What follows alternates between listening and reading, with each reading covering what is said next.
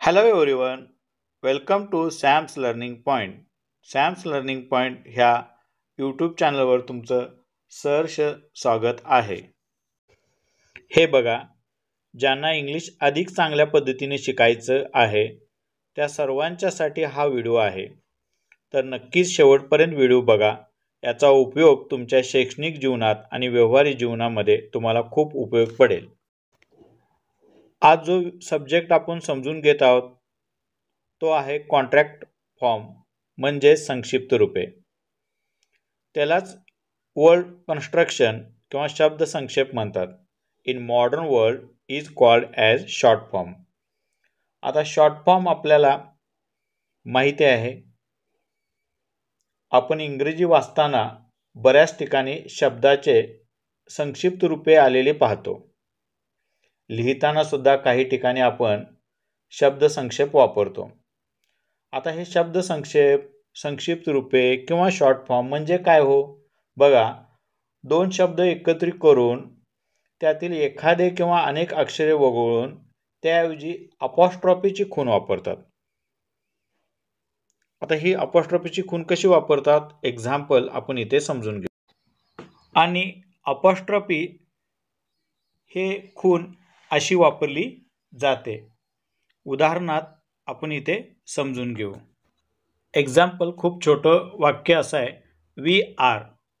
आता we R हे contract फॉर्ममध्ये संक्षिप्त रूपमध्ये अशा पद्धतीनं लिहिलं जातं.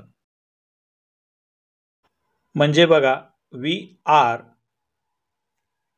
सर्वप्रथम वी इथे घेतलं, त्यानंतर अपॉस्ट्रॉफी फॉर्म आणि शेवटचं आर ई म्हणजे वी आर असं होईल. तर इथे आपण अजून एक छोटंसं उदाहरण समजून घेऊया. I have. आय हॅव याचं संक्षिप्त लिहिताना सर्वप्रथम आय, त्यानंतर अपॉस्ट्रॉफी द्यायचं आहे आणि हॅव या अक्षरातील शेवटचे दोन अक्षरे व्ही ई घ्यायचं आहे. म्हणजे असं वाक्य तयार होईल, आय हॅव. अशा पद्धतीनं आपण पुढील उदाहरणेही बघूया.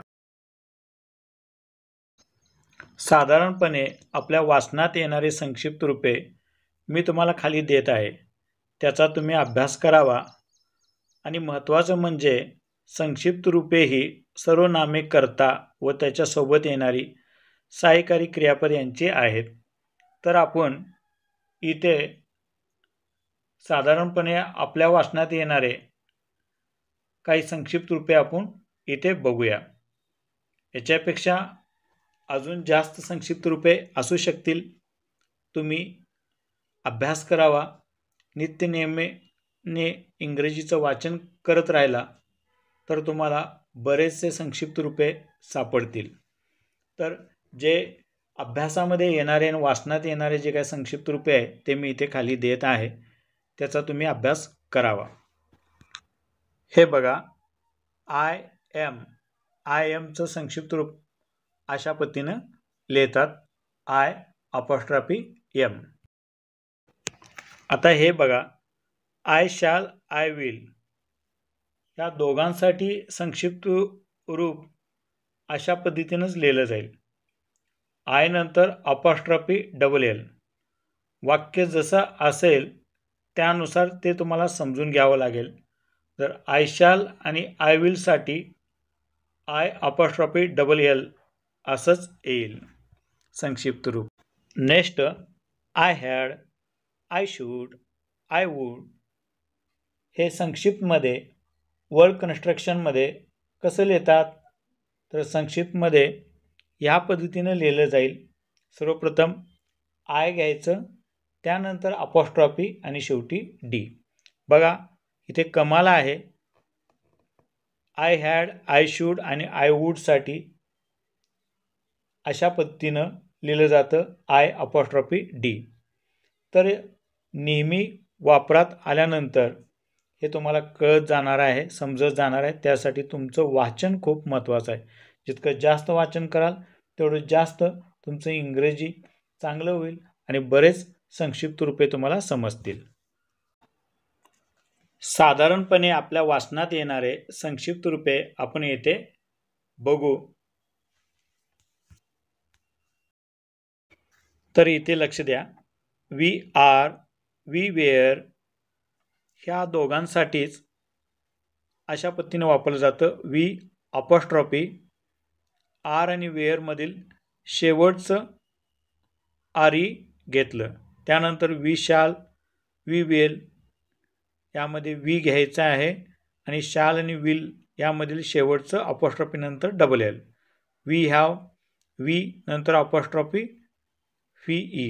यू आर, यू वेअर पहिल्यांदा यू घेणं, त्याच्यानंतर अपॉस्ट्रॉफी आणि शेवटचे दोन शब्द R E. You have, you सर्वप्रथम, त्यानंतर अपॉस्ट्रॉफी नंतर V E. You will, you सर्वप्रथम आणि नंतर अपॉस्ट्रॉफी डबल एल. अशा पद्धतीनं तुम्हाला अनेक वाक्य आहेत, त्याचा सराव करायचा आहे. अजून काही संक्षिप्त रूपे बघूया.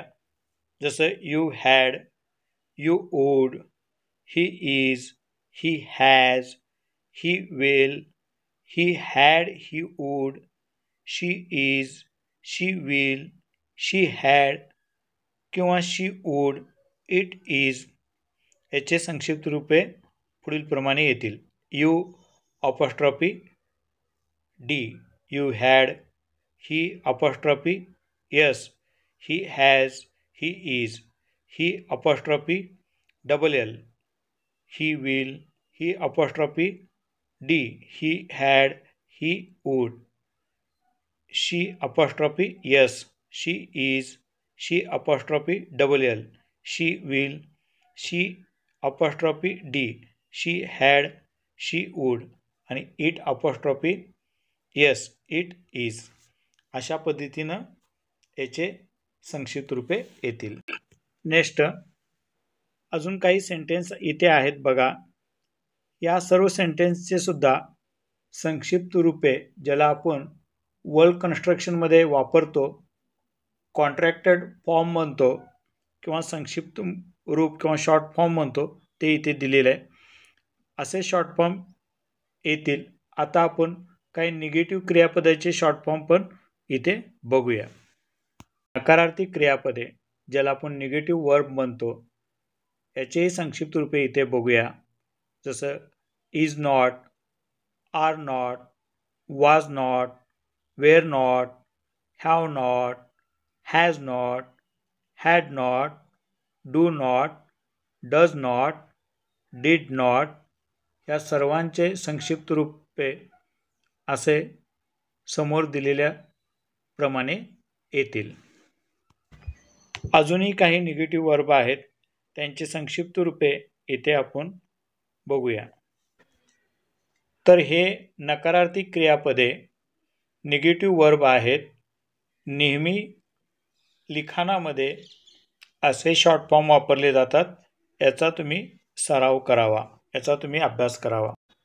इतर काही शब्दाचे संक्षिप्त रूपे आहेत, तेही पाहू. Where ever, where apostrophe ever. Because मध्ये बी काढायचा आहे, अपॉस्ट्रॉफी देऊन कॉज घ्यायचा आहे. एव्हरीवन इज मध्ये आय काढायचा आहे, अपॉस्ट्रॉफी एस येईल. नोबडी इज मध्ये nobody apostrophe S. How is मध्ये how apostrophe S. Where is मध्ये where apostrophe S. Who is मध्ये हू अपॉस्ट्रॉफी एस. नेक्स्ट व्हिडिओमध्ये भेटूया. आवडला असेल तर लाईक करा. नवीन असाल तर आज सबस्क्राईब करा, म्हणजे दररोजच्या दररोज तुम्हाला नोटिफिकेशन येत राहतील. तुमच्या फ्रेंड सर्कलमध्ये या व्हिडिओला तुम्ही शेअर करा, म्हणजे तुमचे मित्रसुद्धा याचा अभ्यास करू शकतील. Thank you for watching. धन्यवाद.